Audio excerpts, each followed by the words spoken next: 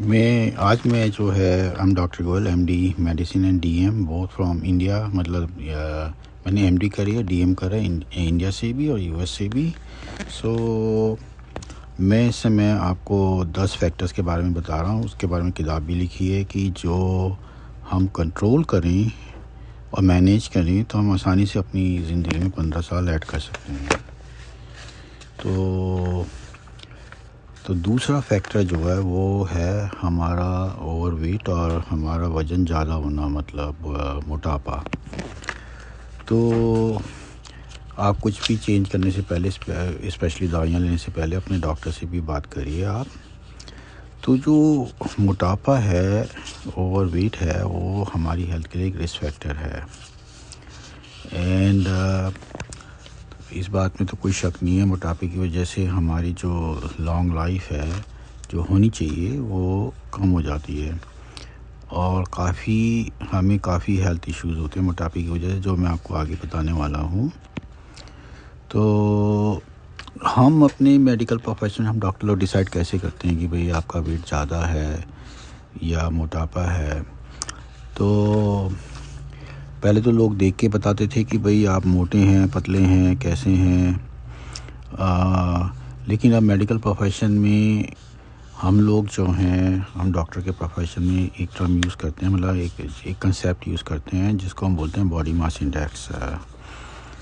तो जो हमारी हाइट कितनी है, वेट कितना है, तो उसमें फार्मूला है। तो बॉडी मास इंडेक्स और BMI जो फार्मूला है वो आपको आसानी से किसी भी ऐप स्टोर में आप डाउनलोड कर सकते हैं। आप एप्पल से डाउनलोड कर सकते हैं, आप एंड्रॉयड से डाउनलोड कर सकते हैं और आप उसमें अपना हाइट डालिए, वेट डालिए, आपका बॉडी मास इंडेक्स आ जाएगा। तो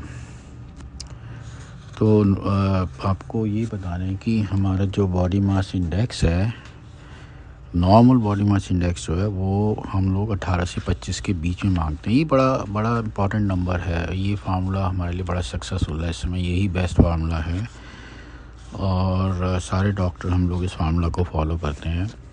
कि मैंने आपको बताया कि नॉर्मल बॉडी मास इंडेक्स और जिसको हम नॉर्मल मानते हैं कि भाई आपका जो वज़न है बिल्कुल ठीक है, आपके शरीर का जो वज़न है उसका जो नंबर आप इससे बॉडी मास इंडेक्स एप्लीकेशन से कैलकुलेट करेंगे। आप इसमें आप अपनी हाइट डालेंगे, वेट डालेंगे, तो जो नॉर्मल नंबर होता है 18 से 25 के बीच में होता है। अगर आपका 18 से 25 के बीच में आता है तो आपका जो वज़न बिल्कुल ठीक है।